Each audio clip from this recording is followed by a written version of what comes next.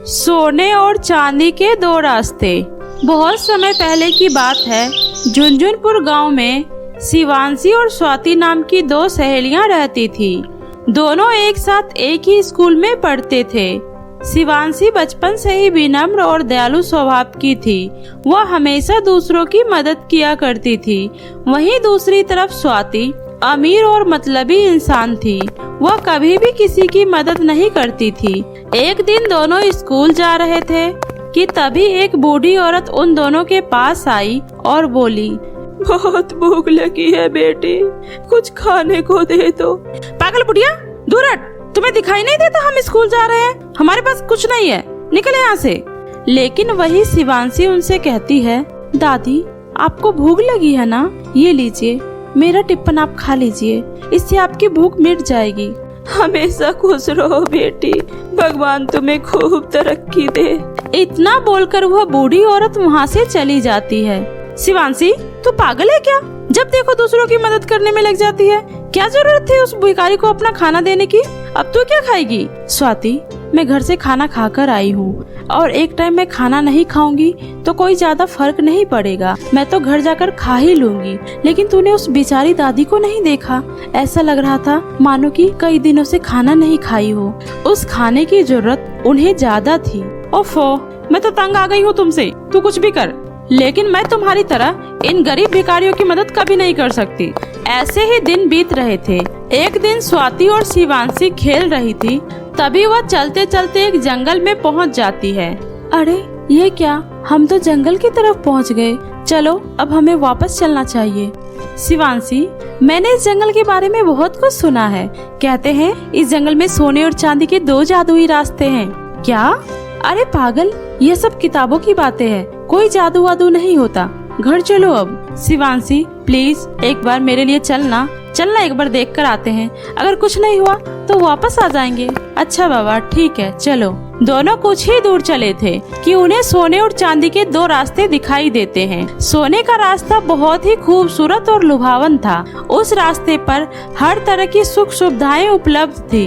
वहीं चांदी का रास्ता नॉर्मल रास्तों की तरह ही था। देखा, मैंने कहा था ना कि यहाँ जादुई दो रास्ते हैं। देखो, ये सोने का रास्ता कितना अद्भुत है। ऐसा लग रहा है मानो यह रास्ता किसी खजाने की तरफ जा रहा हो। शिवांशी, हमें जल्दी से सोने वाले रास्ते पर चलना चाहिए। नहीं स्वाति, मुझे यह रास्ता जरूरत से कुछ ज्यादा ही अच्छा लग रहा है। यकीनन आगे कोई बड़ा खतरा होगा। हमें चांदी वाले रास्ते पर ही चलना चाहिए। तू भी ना स्वाति, कभी नहीं सुधरेगी। तुझे नहीं जाना है तो मत जा। मैं तो जा रही हूँ सोने वाले रास्ते पे। मुझसे तो अब और देर रुका नहीं जा रहा। मैं जा रही हूँ, बाय। स्वाति, मेरी बात तो सुनो। लेकिन स्वाति शिवांशी की कोई बात नहीं सुनती है और सोने वाले रास्ते पर आगे की तरफ चली जाती है।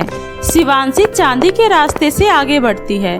थोड़ी ही दूर जाने के बाद शिवांशी देखती है कि एक बूढ़ी औरत बोझा उठाने की कोशिश कर रही है, लेकिन वह बोझा भारी होने की वजह से उसे उठा नहीं पा रही है। शिवांशी उनके पास जाती है।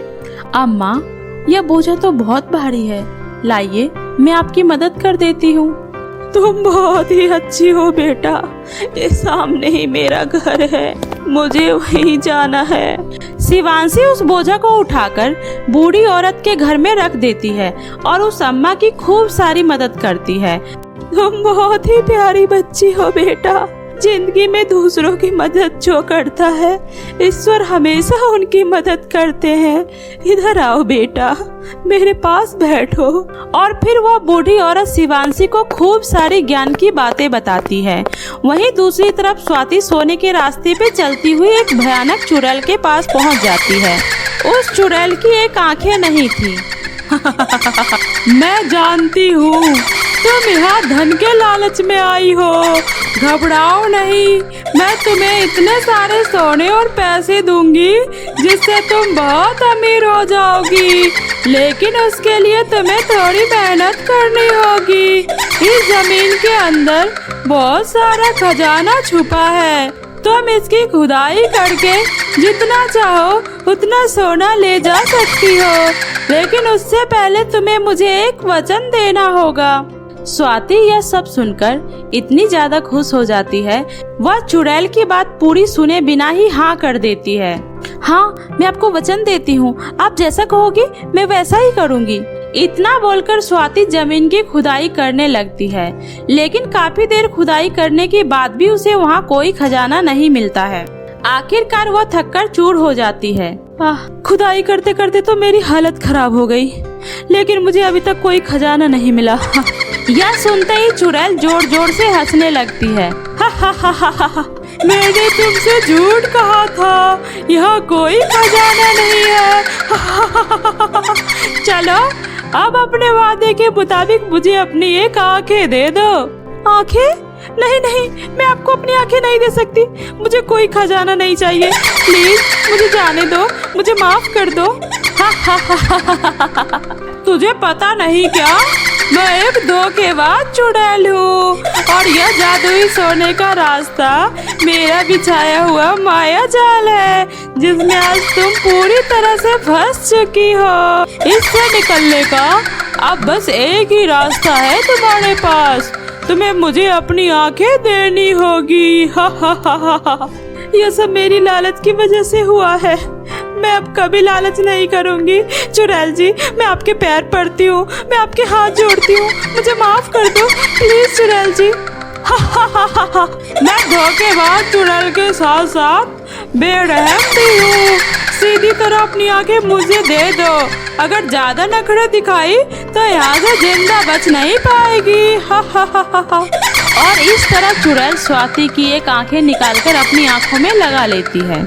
अब तुझे लालच का अच्छे से सबक मिल चुका है, अब तुम यहाँ से चली जा, निकल जा यहाँ से। थोड़ी ही देर के बाद दोनों सहेलियां वापस उसी जगह पर आकर मिलती है जहां से दोनों ने चलना शुरू किया था। शिवांशी पहले से और भी ज्यादा खूबसूरत लग रही थी। उसके माथे पे आज एक अलग ही प्रकार का तेज था। वहीं दूसरी तरफ स्वाति अपनी एक आंखें गंवाकर पूरी तरह से बदसूरत हो चुकी थी। स्वाति और शिवांशी दोनों एक दूसरे को देखते हैं। अरे स्वाति, तुम्हें यह क्या हुआ? तुम्हारी एक आंखें कहाँ है? यह सुनकर स्वाति जोर जोर से रोने लगती है।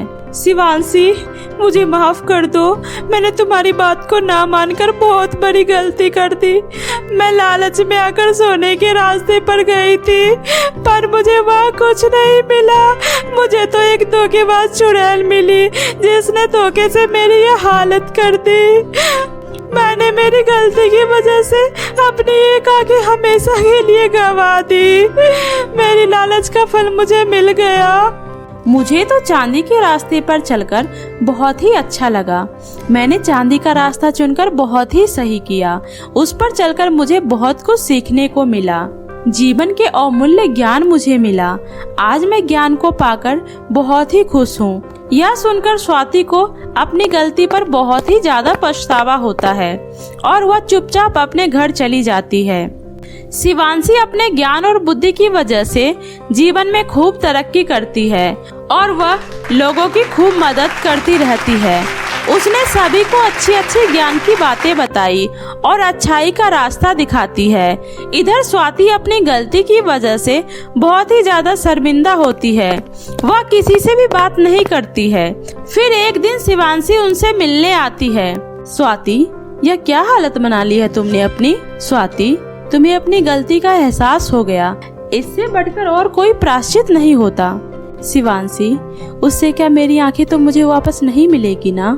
स्वाति, मेरी बहन, इंसान की अच्छाई उसकी पहचान होती है, ना कि शकल सूरत। तुम मेरे साथ चलो और लोगों की सेवा करो, मेरे साथ काम करो और फिर देखो दूसरों की मदद करके कितना सुकून और खुशी मिलता है। और सबसे बड़ी सुंदरता वही है जब लोग तुम्हारी इज्जत करेंगे और तुम्हारा आदर करेंगे। और फिर इस तरह दोनों सहेलियां खुशी खुशी एक साथ रहने लगती है। तो मेरे प्यारे दोस्तों, कैसी लगी आपको मेरी ये कहानी? मुझे कमेंट करके जरूर बताएं। और हाँ दोस्तों, अगर कहानी अच्छी लगी हो तो अपने दोस्तों के साथ भी शेयर करें। और हाँ दोस्तों, अगर आपने अब तक मेरे चैनल जादुई टीवी को सब्सक्राइब नहीं किया है तो जल्दी से लाल बटन दबाकर अभी सब्सक्राइब कर ले। तो मिलती हूँ फिर एक नई मजेदार कहानियों के साथ। तब तक के लिए अपना ध्यान रखें। बाय बाय दोस्तों।